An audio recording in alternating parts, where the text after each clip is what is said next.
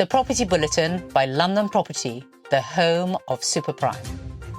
The trend of downsizing in the UK is gaining momentum, with more older couples leaving behind large family homes to embrace new adventures. For years, many older homeowners were hesitant to move due to a lack of suitable housing or emotional attachment to their family homes. However, new data shows a 13% increase in home sales among those aged over 66, while sales by younger owners remain flat or declining. The rising cost of living, including higher utility bills and maintenance costs, is driving many to downsize.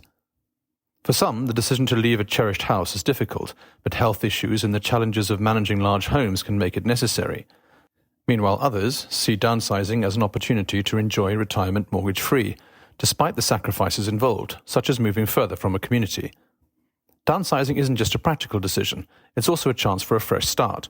Kate and Stan Urbaniak, for instance, sold their Aberdeen home to begin a new adventure in Brighton, driven by their love of the seaside city. Similar, Hilkka Fraser found solace in downsizing after her husband's passing, moving to Mersea Island and embracing a vibrant new lifestyle.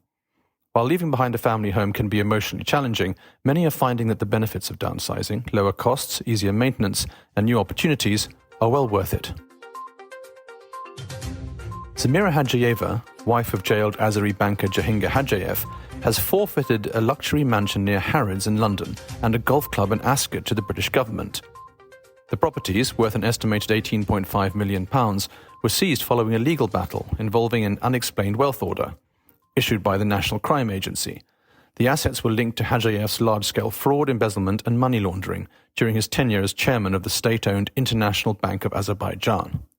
The National Crime Agency, NCA, traced the funds used to acquire the properties through a network of offshore accounts in jurisdictions known for financial secrecy, including the British Virgin Islands and Guernsey.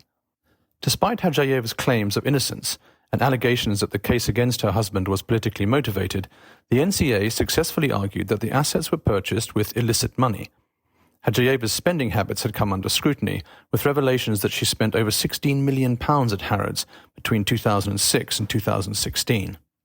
The settlement means the UK government will receive 70% of the proceeds from the sale of the assets, minus NCA costs. Although there was no legal finding regarding Hajiyeva's knowledge of the source of the funds, her inability to access potentially crucial documents from her imprisoned husband made it impossible to continue defending the case. This outcome highlights the UK authorities' ongoing efforts to combat the influx of illicit money into the country. As housing costs continue to soar in the UK, an increasing number of young people are turning to non-traditional methods to achieve home ownership. Friends and siblings are increasingly teaming up to buy property together, recognizing that this approach might be their best shot at getting on the property ladder. Take Jack Robinson, 27, and Gemma Griffin, 28, for example. After 7 years of renting together in London, where rent has skyrocketed by nearly 50% since 2021, they decided to pool their resources and get a shared mortgage. With rent hikes eating up their salary increases, they found that buying a flat together was actually cheaper than continuing to rent. Their decision paid off, allowing them to purchase a 2-bed, 2-bathroom new build in Woolwich, South London, for £440,000, with each contributing £22,000 towards a deposit. As Griffin explained, rather than waiting around to individually buy or with a partner, we figured it's better to get off the rental market and do it together. Similar stories are playing out across the country. Joe Almeida, a 34-year-old head chef from Middlesex, bought a home with the help of his wife, older brother and 2 siblings-in-law. By pooling their resources, Almeida was able to secure a mortgage that would have been out of reach otherwise. He now lives with his extended family in a 3-bedroom house in Feltham and highly recommends this joint borrower approach to others in a similar situation. For brothers Dylan and Marcus Hall, aged 22 and 27, the decision to buy together was motivated by a desire to avoid the rental market altogether. Living in Dunfermline, Scotland, they realised that by combining their efforts they could afford to buy a home, a feat that would have been impossible for either of them individually. These examples highlight a growing trend among young people who are open to buying property with friends or siblings. Research from Lloyds Bank indicates that just over half of young people will consider this approach, though many remain hesitant due to concerns about complicating relationships or future plans. Those who've taken the plunge emphasise the importance of transparent communication and careful planning. For Robinson and Griffin, discussing potential issues openly before buying helped ease any worries about future complications. While this approach might not be for everyone, it's becoming an increasingly viable option for those looking to escape the rental market and gain a foothold in the property world. As housing prices continue to climb, these creative solutions offer a way for young people to achieve their homeownership dreams together. The super-rich are no longer content with simple safe rooms. they're transforming their homes into luxurious fortresses. Al Corby, founder of SAFE, Strategically Armoured and Fortified Environments, reveals that entertainment features like underground escape tunnels doubling as go-kart tracks are increasingly in demand. Clients now expect their secure spaces to be opulent, not utilitarian, with some bunkers featuring bowling alleys, home cinemas and even shark tanks.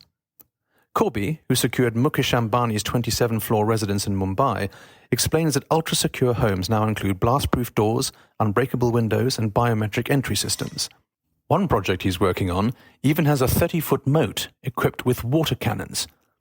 Corby emphasises that these features not only protect against intruders, but also cater to the growing fears of climate change, pandemics and political instability.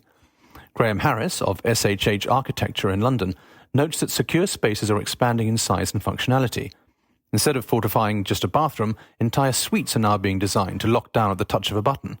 One client converted a cinema room into a secure space with its own air supply and provisions to sustain a family for over a week. For the ultra-wealthy, it's not just about protection but also comfort. Some secure rooms rival hospital operating theatres, equipped with decontamination chambers and fully stocked pharmacies.